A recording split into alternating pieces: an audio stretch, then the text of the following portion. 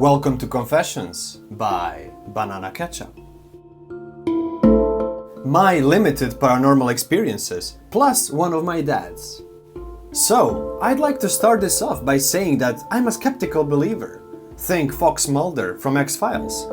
I want to believe, but I need solid proof, irrefutable evidence. So I'm not completely sure if any of this is actually paranormal, because quite a few of them could probably be easily explained. But it's almost the spooky season, and these are still fun stories to tell. That out of the way, on with the stories. I live in Arkansas. Family has a small farm outside a town called Boonville. One of the few interesting things about Boonville is the Human Development Center just outside of town, nicknamed the Hill or the Colony. It used to be a TB sanitarium, one of the last left running in Arkansas actually. Well, the property is gorgeous and haunting. I believe the popular group Taps asked to do an investigation there once before, but due to the fact it's a fully functional human development center, the director of the colony declined. One of the first notable buildings is named Nineberg. This building is the main focus on this first story. Granted, that's what I believe it's called, because it honestly could be called Nightberg or just be spelled completely different. This is 100% real, so look it up if you're curious. Anyways, Nightberg is a large, 5-story building whose top floors are abandoned. The bottom floor and what is more or less the basement are still in use. I say more or less a basement because the back half is ground level while the front is underground, I believe. So, one night, I'm hanging out at my friend's place when he says, "We are going ghost hunting." His mother's amateur investigation group got permission to do a short investigation in Nynberg, and she offered for us to come and take a crack at it while they gathered their equipment. So, we gather our flashlights and head over. As we arrive, they let us in as they're having a smoke break, and we gather in a room.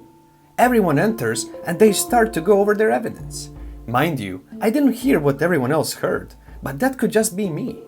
We followed them downstairs because they mentioned they found a file room. I'm a huge nerd, so old patient files are incredibly interesting to me. Found out later from my mother, who worked there at the time, that they actually got in a serious trouble for that. The door was supposed to be locked and they weren't allowed in there. So, on with our hunt. Not much happened, in all honesty, but some notable things that I can remember include hearing a door close behind us as we explore some rooms. Friend's girlfriend may have heard it too. Standing in the hallway with my friend's girlfriend as he and my best friend explore a room to my right. They supposedly found a radiator still running despite the fact that there was no power in the upper floors. Not sure if I can believe that, because they were ducks. Suddenly, I hear skittering from my left. The girlfriend jumps and I instantly head in there and take a look around.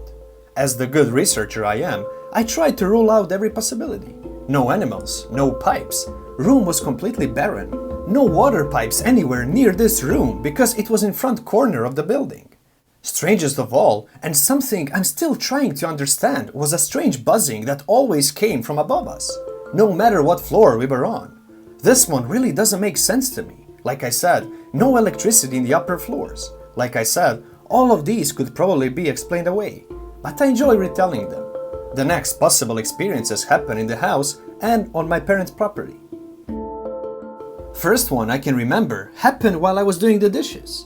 As I turned to put a dish in the rack, I see what looks like a large male go out the front door. I saw just a flash, but it was enough for my brain to fill in them walking past the window.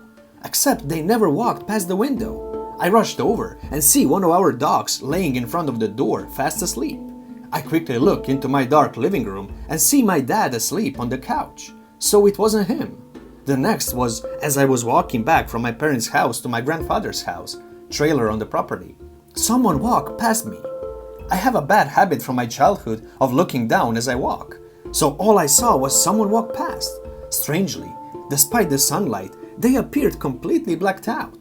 Now, my mother was in the house behind me while my brother, sister, and father were at my grandfather's house, so who the duck was it?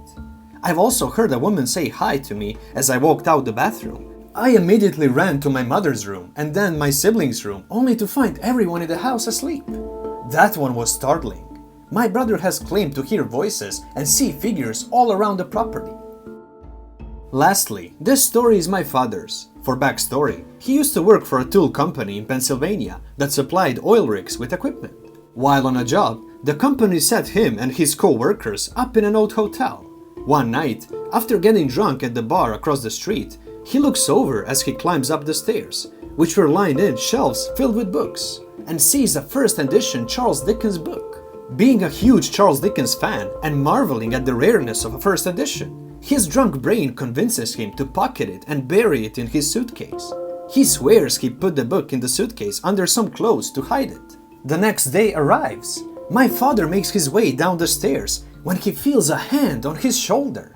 He turns to find no one. Freaked out, he quickly makes his way out of the hotel. Later in the day, he searches for the book, only to find it missing.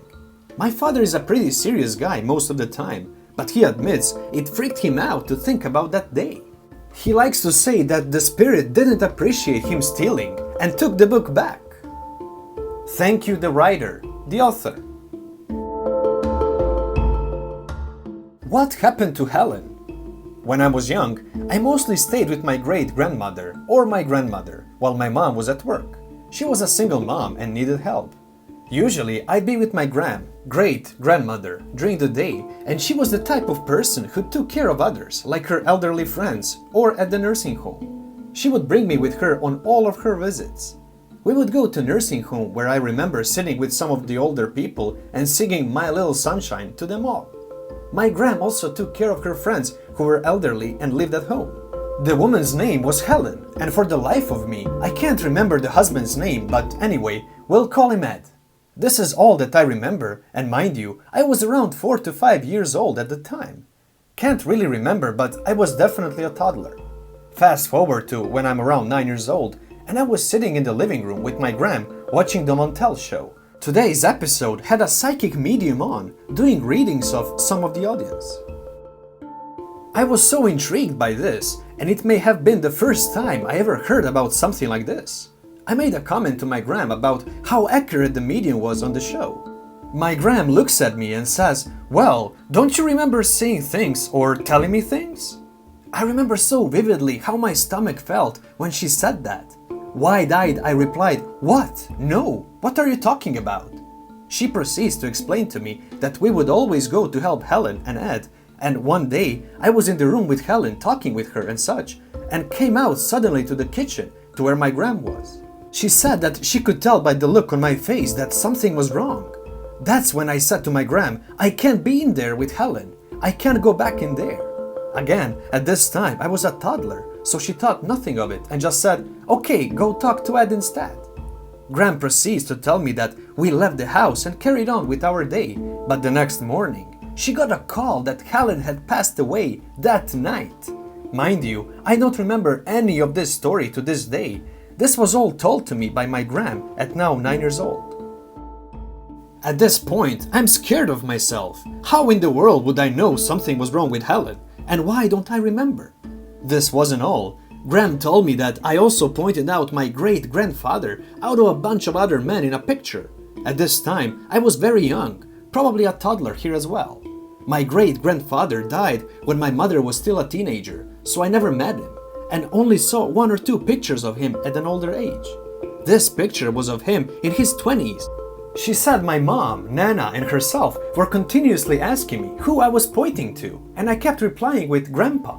Not only did I pick him out of a picture of random other guys, but I used to point at Gram's attic and bedroom window saying, "Look, there's Grandpa."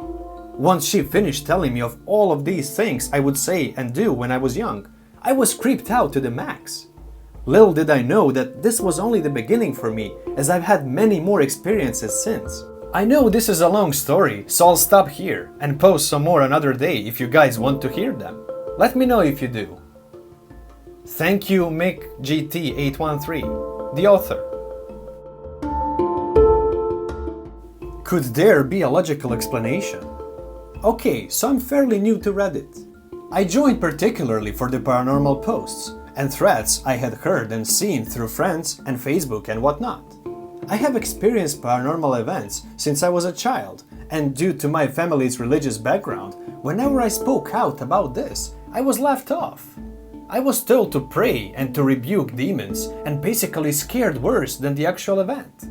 I hope to find some sort of deeper understanding into what and why things are happening. Mostly so that I don't feel so alone and crazy. The particular event I'm writing this about is something that my husband finally couldn't shrug off and deny. Okay, here goes. So one night, about 1.5 years after buying the house we currently live with our 6 kiddos at the time. Yes, I said 6. We had gone to bed, and the kids were all upstairs in bed, asleep. The house was finally settling, dark and quiet after a long day of running after the kids. We were occupying the downstairs guest room, and our kids shared the master bedroom upstairs, since we were remodeling. Out of nowhere, we heard a large thud upstairs, and a noise I couldn't recognize as anything other than the cutlery drawer being poured out. I immediately go to the kitchen, thinking that is for sure what had happened, and imagining one of my kids trying to sneak a midnight snack, ice cream, or maybe trying to get a glass of water, and while stumbling around in the dark, pulling the drawer too hard and thus spilling everything out. I flipped the switch to empty and very much in place kitchen. No spoons and forks on the ground, not a drawer pulled out, and no one in sight. Confused but tired and half asleep already, I go back to my room and fall asleep. Not before checking the doors and windows to ensure they were locked. And the kids were all still very much asleep as well. The next morning, we are awoken by my oldest, who is 14 at the time. He had gone into the hallway bathroom upstairs and found the glass shower door broken. My husband and I go into the restroom and confirm it is broken. It looked almost as if it had been kicked, since there was a hole towards the bottom, but it wasn't enough force to shatter the entire thing. Weirdest part was, this bathroom was next to be painted, so it was all taped up and not currently in use, and the glass was on the outside of the shower as if it was kicked from inside the actual shower stall. Tape was still intact, which meant it could be one of the kids that went into the stall. Not sure if there is a logical explanation, since my very skeptical and logical husband could not for the life of him find one, but I would love to see if someone else could. Thank you, Jess with 7, the author. Thank you for watching, everyone. If you already haven't, subscribe to this channel so you don't miss any new episodes. See you again soon, and until then, please be safe.